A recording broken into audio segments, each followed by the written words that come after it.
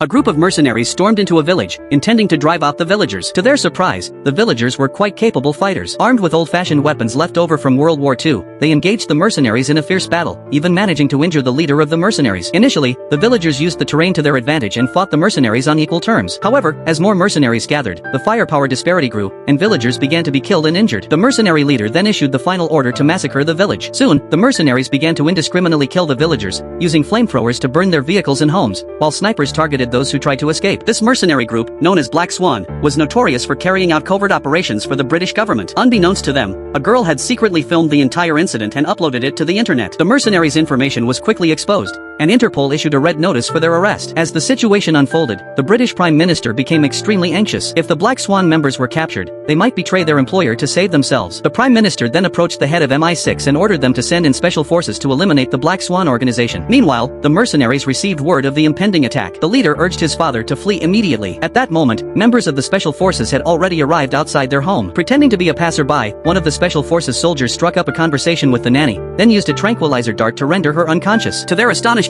the nanny was also armed with an assault rifle. A battle between the special forces and the mercenaries ensued. The first squad of special forces, armed with grenade launchers, continuously fired smoke grenades into the mansion. The second squad, equipped with submachine guns, began to move closer to the interior of the house. With the support of snipers positioned at a distance, the soldiers eliminated several mercenaries and successfully reached the second floor. After breaching the first wooden door, they discovered another iron door behind it. They had to call in the demolition team to blow it open.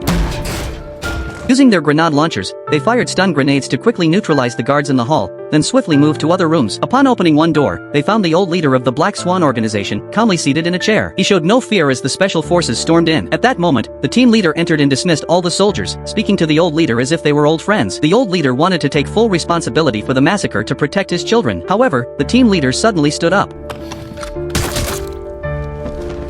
Meanwhile, the soldiers and their teammates had found the mercenary leader upstairs, but as he turned around, they realized they had been deceived.